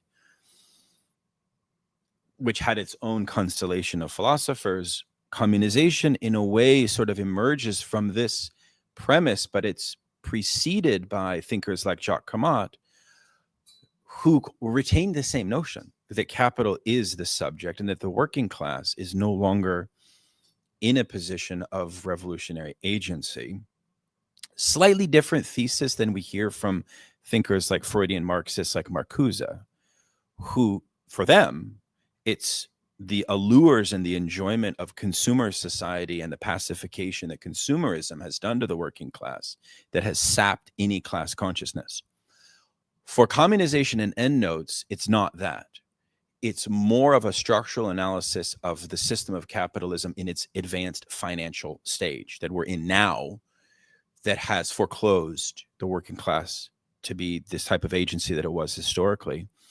And so they develop what is called alternative proletarian ideas. Different revolutionary subjects can emerge. I'm not really in favor of it. I find inspiration from a lot of their sort of militancy, and I think we should have absolute solidarity with them. The Endnotes is similar to CCRU insofar as it's an anonymous collective of theoreticians that are not really identified. And they've developed some really brilliant stuff, without question, and I benefit from their work. So I think that's the similarity right there. That's the similarity right there. It's a rejection. What left acceleration is called folk politics. It's a rejection of folk politics, right? But at the same time, it's also, I think, in a celebration of immediacy. And I think that the liberal system, say with Black Lives Matter, for example, has shown that the immediacy of insurrection, the power system, what Deleuze calls the control societies that we live in, seems to be capable of neutering the militancy of spontaneous insurrections to such a degree that we get a comical situation like we had in the occupied zone in Seattle, which then seems to make, in a vulgar sense, and I know this is a vulgar point, the whole proposal of Endnotes and Communization a bit outlandish. Yeah. So, and also there's a pessimism, or I guess. So, first he was asking about the growth of the Landian period of the 90s. Please, that was for you. Okay. Well, I wanted to segue into political violence, and I guess that's been something we've been sort of orbiting around. But so the Black Bloc, Antifa, Black Lives Matter, confrontations, violent confrontations. I think that we have to talk about how we are all online now, and how being online is interacting with platforms, is interacting with corporations, and those corporations are profiting from your clicks. And so even you and me right now on YouTube are, we're part of this mechanism that if we can stimulate someone's dopamine the right way, it's going to make someone money. And so if you talk about Charlie Kirk, you talk about Ben Shapiro, you talk about Hassan Piker, you talk about the Young Turks, Joe Rogan, any of these figures, them pissing you off is making someone money. And them pissing you off enough to kill someone is then creating an event, and that event is going to be talked about by all of these figures.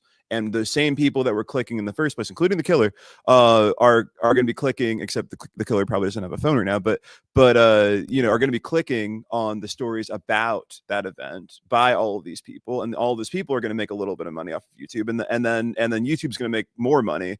And that whole mechanism is the political right now. And I would put that before, as a pessimist, I would put that before the idea that we have revolutionary potential, or that there's real politics, or that there's a real left right now. I think there is an algorithmic left. I think that this algorithmic violence, I don't want to say it's completely totalized. I think there's still potential to escape from that totalization, but we're being subjectified by it. One of the things that Deleuze talks about is, or Deleuze and Guattari, and actually this sounds like more of a Guattari idea, but the horror of subjectification, the horror of becoming yourself, the horror of becoming an ego, and part of that horror is someone else is telling you who you are. Someone else is giving you the coordinates through which you're structuring who you are. Your society is structuring those coordinates, and Foucault gets into this with with madness, and with the sort of the construction of like a straight subjectivity versus a gay subjectivity, that like you're or masculinity, that you're kind of who you are internally ends up being there's an outside of your inside. There's something outside that is structuring the inside, and with the algorithm, I think that reaches the really horrific place where it's like your day-to-day emotions are being triggered constantly by the thing that you like, the thing that you're plugged into, the thing that's entertaining you, but it's also steering you in these directions. I think I dropped this book on the floor, but there's a book called In the Shadow of the Silent Majorities by Jean Baudrillard. And Jean Baudrillard's very important. Oh, there it is. He's a very important thinker of the masses, and of this kind of capturing of the masses, this capturing. And he was, I think, much in a way more pessimistic than Land. Yeah. In the shadow of the silent majority. Sorry. The only event worthy of the name standing out against the non-event to which we have been condemned by the hegemony of a world order that nothing could disturb. Talking about 9/11. Sorry. It'll start over. Talking about 9/11. The only event worthy of the name standing out against the non-event to which we have been condemned by the hegemony of a world order that nothing could disturb. At this stage, when every function, body, time, language is plugged into the network, when every mind is subjected to a mental perfusion, when the slightest event is taken as a threat, history itself is a threat. It will be necessary to invent a security system that forewarns the eruption of any kind of event, an entire strategy of prevention and deterrence that passes for a universal strategy. Now, this, I don't completely necessarily agree with him in this, but there's a discourse happening here with George Bataille and this concept of the general economy, and I would sort of overlap the algorithmic economy with the general economy. That there's basically so George Bataille, also kind of a nihilist. Also, this Land book is about Bataille. So, but anyway, so George Bataille's concept is that we have this surplus energy. And I think this is it's a very kind of Marxist idea, but basically Marx is trying to get us back to the state of species being, the state of equilibrium where everyone's equal. And Bataille is saying, no, that doesn't happen. There's this surplus that we're building up. There's this privilege that people are building up. There are these aristocrats who are taking the majority of the wealth, and then they're squandering it. And that's what we do as humans. We squander. That's what animals do. But we squander energy. We squander resources, and we build up too much, and then we go from too much to zero rapidly. And I think that's what's happening with this algorithmic violence of this buildup of rage, this buildup of this kind of political capital to freak out about something. And then you have this peak with the murder of Charlie Kirk, or with the Luigi Mangione shooting the CEO, who somehow I can't remember the name of. But what was his name though? The CEO. Good question, right? So the murder of the CEO, the murder of Charlie Kirk, these are these peak moments where you have a limit experience of an actual sacrifice. And I think that this is comparable to where Bataille talks about the Aztec butchering of a child, offering their heart to the sun so that the crops will continue to grow, so that the gods will continue to show favor. The murder of Charlie Kirk is a way of making the algorithmic gods, the evil AI gods from the future, as Land talks about them, but the algorithmic gods offering up a sacrifice so that we can go back to peace, so we can go back to slow news days, so we can go back to not really caring, so that, you know, eventually get to this point where like, oh, you're still talking about Charlie Kirk's murder? We've moved on. We're talking about the next, you know, we're talking about Trump and the SNAP benefits right now. We're past that, until people freak out again, and the algorithm freaks them out again and ramps things up again, and then you have another sacrifice, and then it's just this endless cycle.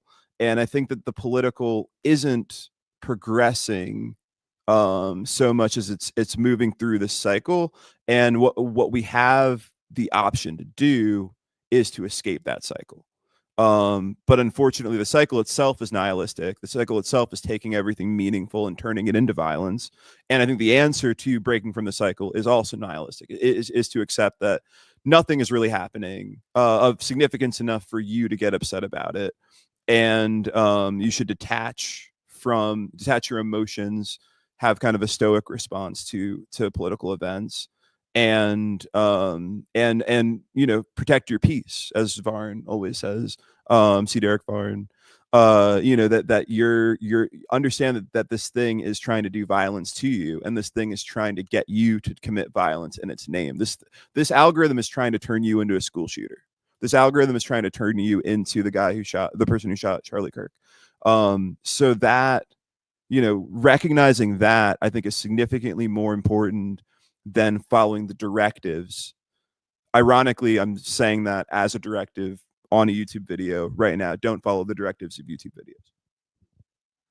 So we want to hear from y'all. We're going to close soon. This has really been a lot of fun for us to host you guys, as well as everyone on the stream. What questions have come up for you? Is anyone more terrified than when they first walked in this room? I imagine maybe some of you are. That's not necessarily the objective, but I feel as if we're talking about dangerous ideas, but in a way that I think, you know, has a certain nuance and care for these dynamics that have to be processed and discussed and brought out. You know, this idea of mental health and the addiction of social media is so important. You know, my two children are running around this comic book store somewhere. And of course, I think, you know, speaking as a dad, it's extremely, extremely concerning to see the sophistication of algorithmic control mechanisms that just bring the children into this dynamic. I'm not sure that they're, you see, here's one thing I want to say in response to the Charlie Kirk thing. The field of socialist struggle and Marxism that we've tried to bring out tonight has a long tradition of what's called ideology critique. And one of the kind of core maxims behind Marxist ideology critique is that the ruling class has the desire to portray social antagonisms in a way that is false. This is a long-standing fact. In other words, bourgeois ideology, the ruling class's ideology, tries to mystify the truth of social suffering, in fact, which is why we need a Marxist analysis to get at the heart, not only of this understanding of the total system, but actually like what's actually truly driving this violence, this chaos. And I think, you know, organizations like the Democratic Party do benefit paradoxically from social chaos. And we should admit that. And that should be called out. We are in a double bind as it pertains to the Zoran Mamdani victory, whereby he's working on the terrain of the Democratic Party. And of course, I don't want to throw wet confetti on that celebration, while at the same time, I want to leave open the fact that the left should be in the spirit of remaining very critical to the fact that Zoran is working on that terrain. And yeah, I'll say that and welcome our next question. Please. Yeah, it looks like it's a bit deep. All right. I appreciated the conversation that you had, but I'd like to prompt both of you to sort of think and say more about how this talk and your discussion about accelerationism is also questioning the sort of role of accelerationism as sort of putting forward or proposing a political orientation. So Paige, I'd like to, Grady, I'd like to explicitly pose this to you, which is, what need do you feel that left accelerationism, as you put it, in sort of, as you relate your experiences with the Democratic Party and the experiences of witnessing the sort of collapse of the Marxist left, apparently, how does that sort of, what sort of political orientation might left accelerationism play for you in thinking about politics today? And Daniel Tutt, I'd like to ask you to say more about the differentiation that you're making between, as you are seeing accelerationism as this libidinal politics of sort of delineating the sort of inner from the outer, in recognizing the sort of insight of the Frankfurt School.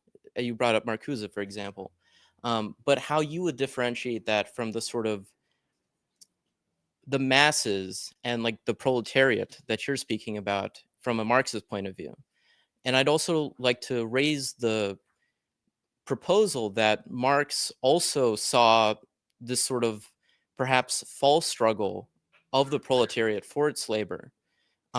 And I'd also tie that back to the question of political orientation. What sort of differentiates your view on accelerationism from perhaps maybe like a caricature that there's sort of like the working masses versus the capitalists? Thank you. Go for it. Okay. Well, okay. I am a leftist. I am an accelerationist. I wouldn't say I'm a left accelerationist, just to be really pedantic. But yeah, left accelerationism is a liberal philosophy. It's basically, I mean, I need to read these people more than I have, but I can't pronounce his name either. Srinivasan and Williams. They're basically saying automate everything and then make demands. And that's exactly what I was criticizing as fascist. In like that is the move where America became fascist, was where like we answered the demand, where the state answered the demands of the working class in order to then capture them, and capture the whole discourse around the working class, essentially. Besides the limited degree that they were still allowed to be a left in this country, it's basically they basically won. So I think that's, I mean, I don't want to say they're fascist. I could be super pedantic and go off on a whole, I've already done enough of that, but I don't really think people are fascist. I think that fascism is a process that moves through us, or that like that operates on us, that turns us into tools of it. And Land talks about this, that, you know, people think that punishing as many fascists as possible, making them feel bad and like kicking them off the internet is going to fix it, when actually it's your country that's fascist. It's not that there's like a couple Richard Spencers out there. So that's why Antifa didn't really get anything done. But sorry, to your question, praxis, this might be the most horrifying thing I've said tonight, but so Nietzsche said, for man to be liberated from revenge, that for me is the highest hope, a rainbow after long storms. I believe that our human projects are almost complete, our human political projects are almost completely driven by revenge, and that to the degree that revenge seeps into a human project, it takes it over. And we will tell ourselves we're doing the right thing, we're doing this because we love each other and all these things. But as long as you're trying to get back at the CEO, as long as you're trying to get back at your dad, hi dad, as long as you're trying to get back at, you know, I mean, pick your group. But you know, you can see this with anti-Semitism. You can see this with racial conflicts that happen, or conflicts within a race, such as like local conflicts between Ethiopian blacks and blacks who are more, you know, descendants of slaves.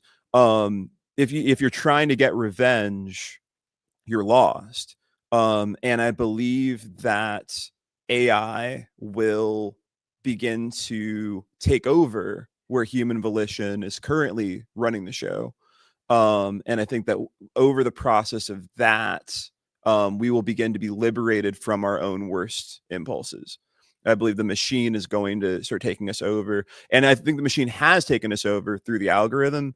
But there's an opportunity for a different kind of a machine. And I think that through that process, there will be new communist opportunities. There will be new opportunities for revolutionary struggle, but specifically for revolutionary struggle to not be fascist. I think that it has to not be driven by hatred and revenge. Like I think that the hatred of the bourgeoisie, the hatred of the rich, the hatred of CEOs, the hatred of Elon Musk, all of this is kind of this poison in the soul of the left. I guess I don't want to put it that way, but yeah, it's basically reducing us down to reaction and resentment. And the right is obviously reaction and resentment. But so I basically think the revolutionary praxis will begin once we can get beyond our human, all too human reactive tendencies. Okay, wonderful. You're really bringing your Nietzschean flair out, I must say. It's very, very impressive. I'm very critical of the discourse on resentment, which, you know, Nietzsche gives the French neologism of ressentiment, which he thinks is the heart of all politics in the wake of the French Revolution, because he thinks that politics is about envy. So resentment is driven by envy. And I don't agree. I don't agree with that, actually. I think the Marxist conception of class struggle, if we take Washington, D.C., 30% of the population relies on food stamps. In Southeast, you have food deserts, right? We know what Northwest is. I think it's an insult to claim that that 30% is envious of the people that live in Georgetown. I think it's sophomoric and childish to conceive of it that way, because what we have effectively done is kneecapped their agency. We have kneecapped their agency. And we have covered over their valid resentments about the systemic oppression that they face in capitalism. And yes, that's a fully racialized dynamic, without question, especially in this town, in this city. So I just feel like that's my view on resentment. But you can learn more about my fiery views in that book right behind me. Yes, of course. Yes, of course, of course. And you will benefit this wonderful store by buying it. To your very complex questions, I wrote an article where I did argue that left accelerationism kind of bottomed out into a kind of PMC technocratic politics. PMC refers to the professional managerial class, because implicit in the accelerationism of the left is a type of uncritical elitism with a small e. So I don't want to claim that, you know, the comrades that were very into #accelerate are elitist, but I would claim that in their rejection of folk politics, in their rejection of class consciousness, in their rejection of activation of the masses, I do think we can say this is a type of socialist elitism that I think we should abandon, pure and simple. As it pertains to the Frankfurt School, it's well known that the Frankfurt School fell in line with a general pessimism regarding the revolutionary agency of the working class. it would be an interesting question to ask whether a thinker like Adorno might change his mind in the wake of 2008, right? And what neoliberalism and post-neoliberalism has become. Maybe he would return to the working class as the revolutionary agent, although I think I see the pin of platypus. So therefore, we'll probably have some solidarity on the question of the working class, but maybe not on the question of Adorno.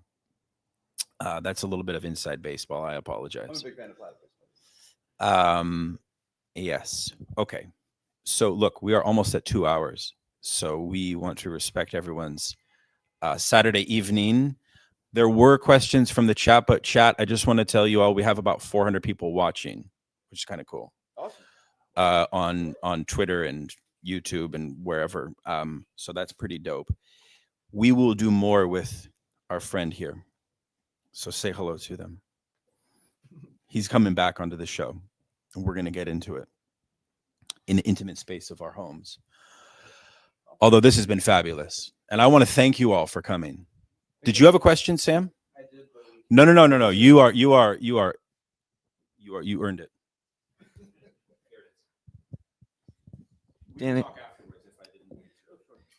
Daniel's just saying that because this is my mic. So cool.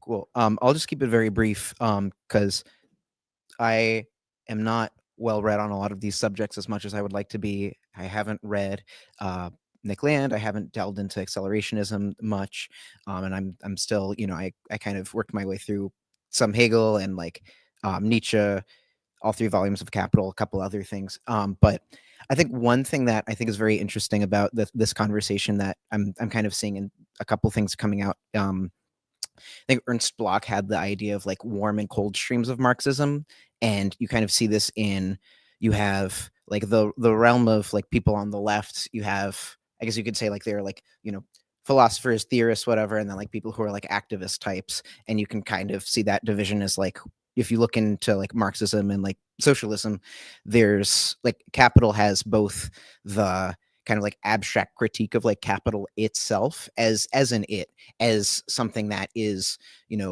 itself a dominating force to which like it's dominating society in and of itself. I think it was very interesting, for example, like when we were talking about Luigi Mangione and we were talking about the healthcare CEO, no one could remember his name here.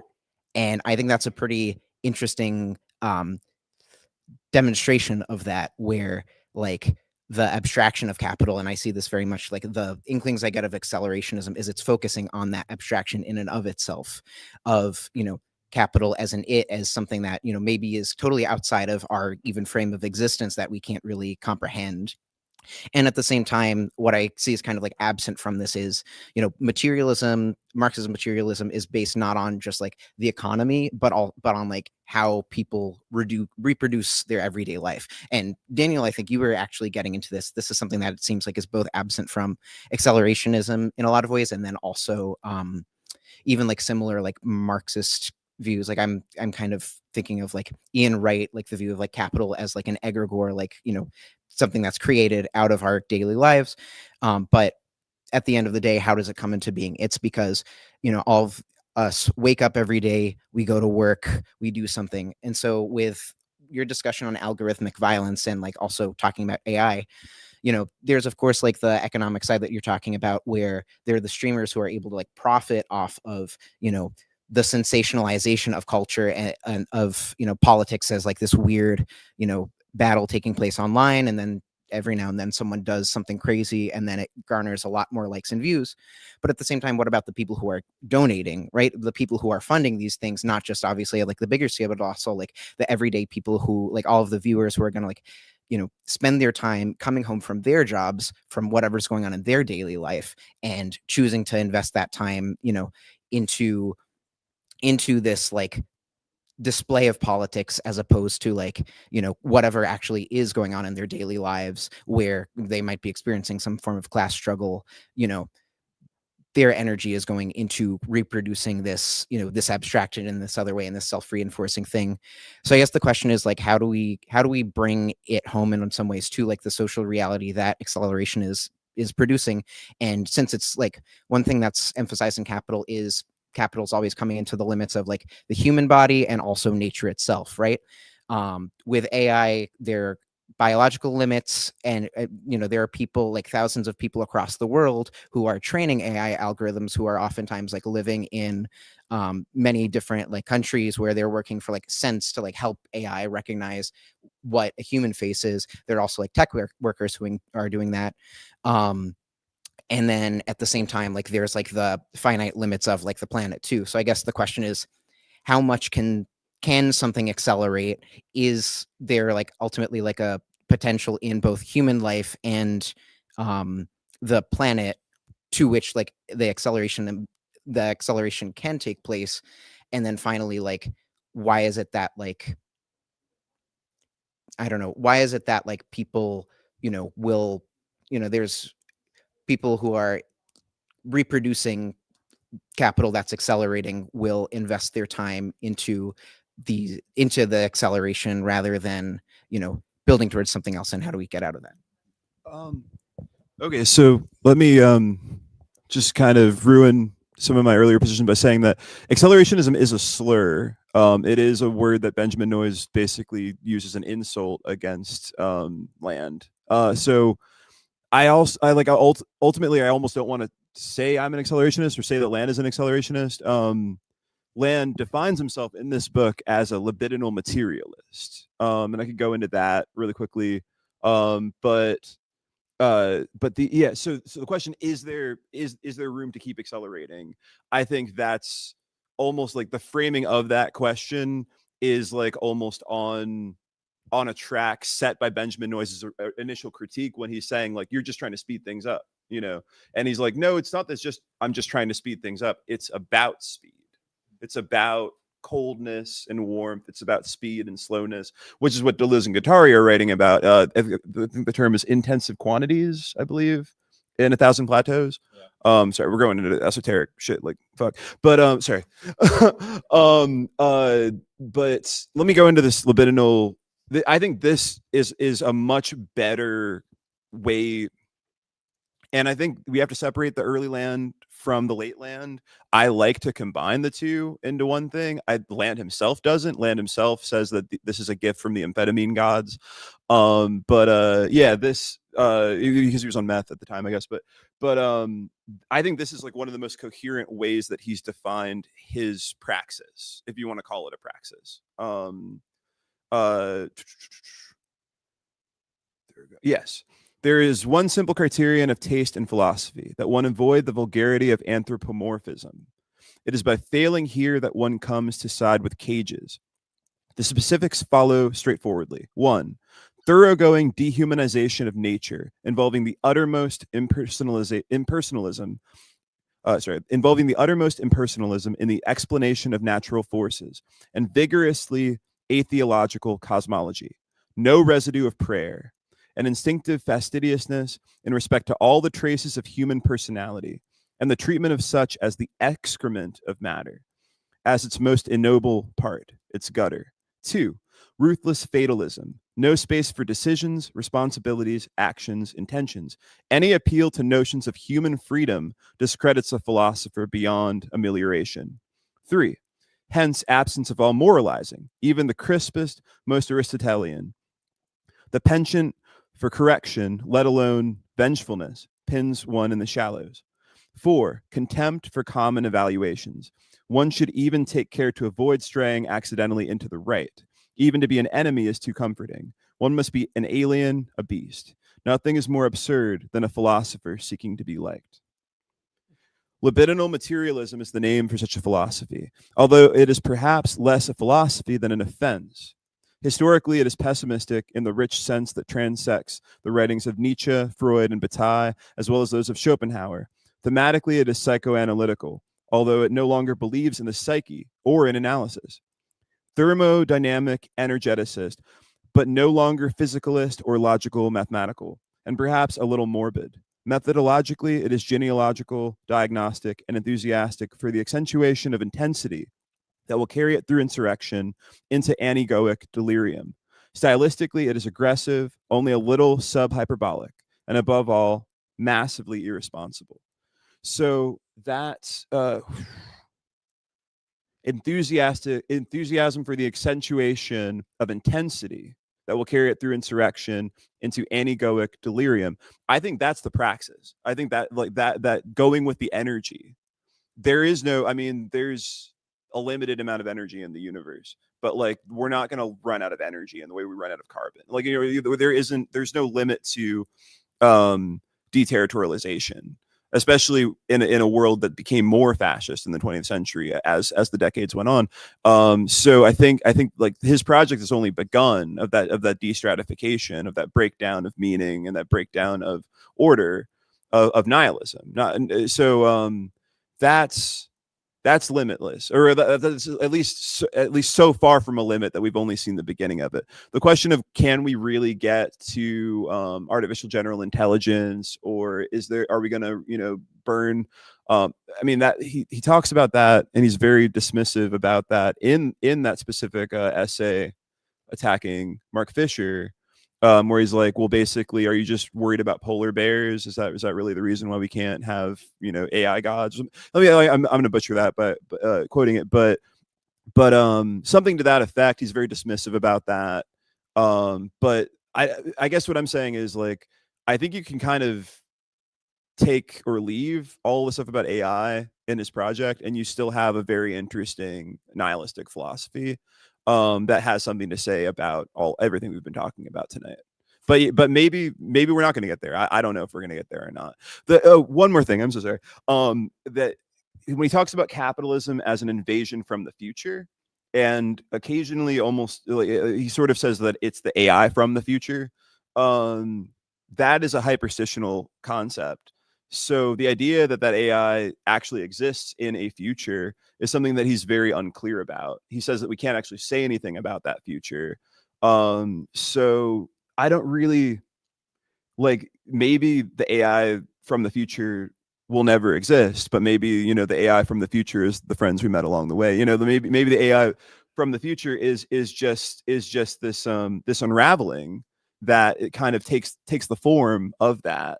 It's a way for us to project why things are unraveling. It's a way for us to give a teleology of what he calls the development of intelligence. He says that the good is the true good is the development of intelligence. So at the end of that would be an AI God, right? But maybe we never get there. We can still replace God with intelligence, or replace the good with intelligence.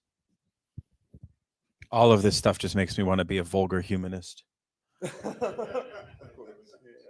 It really does. It really does.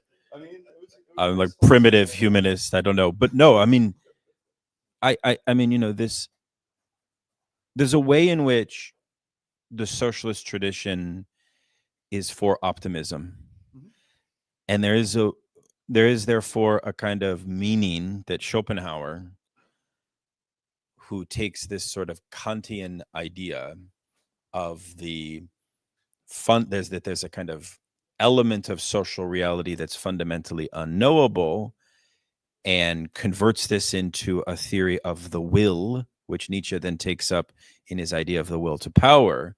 There's a sense in which this Schopenhauerian, pessimistic Nietzschean idea is the source of everything philosophically that I stand opposed to. And there's moreover a sense in which this Schopenhauerian Nietzschean orientation is the philosophical backbone of accelerationism. And therefore, I kind of have to reject it in a way. I think for a collective vision of social life that would be governed by a more egalitarian form of life, I want to learn from all of this material. I think that, you know, hopefully we've got you guys thinking tonight about the way that philosophy still matters, and the way in which a lot of this thought is extraordinarily systematic and proposes conceptions of social transformation that a lot of, I think, now here to talk about a Nietzschean idea, he has the prophecy that society will grow so decadent that people will no longer yearn for things like social transformation. They will no longer, we will fall into some kind of pacified medicinal society in the last man, in which people just wish to merely survive. Which, by the way, is one of the core impetus points of Nietzsche as the godfather of accelerationism, because he wants accelerationism to bring the social order as a sort of crack up beyond this decadence, beyond this liberal passivity that the system has subordinated us to. So there's something deeply alluring but deeply dangerous about that, which is why Jung, a psychoanalyst that many of you probably know about, said that Nietzsche needs to come with a warning label on his books. And I think that's true. And maybe Land does as well. Well, they just ban it. Although when Tucker Carlson had his show on Land, I think he was mostly befuddled. You said, what? He said, what? It's so... he needs a warning label too, you think? Yes. So I took the warning label is academia itself. Yeah. No doubt. No doubt. Well, that's the thing, right? It's the precision of the lines of demarcation of how we're defining social struggle, antagonisms, and contradictions that all of this stuff gives out. And it's very rich. Again, to go back to Mark Fisher's point, read Capitalist Realism. It's worth reading, because it's an argument that we have lost. I mean, why does Bernie Sanders, why is he publishing books where he's giving you permission to complain about capitalism just a little bit? We've lost the capacity to truly complain about capitalism, which kind of goes against your point about resentment.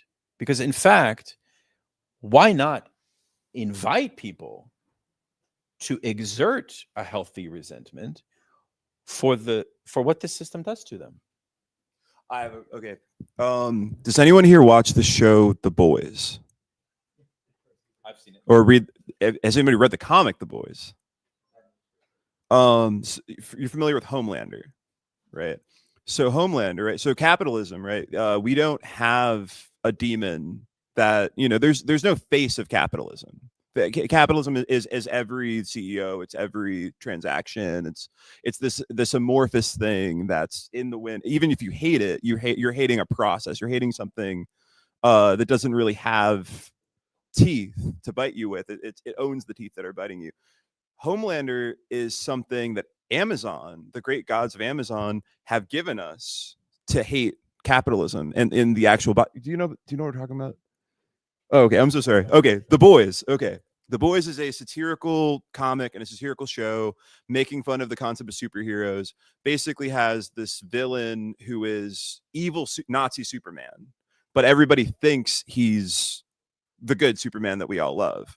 And so there's comics written about him, there's TV shows about him, movies and everything. And everybody thinks that he's doing the right thing when really he's serving this evil corporation called Vought.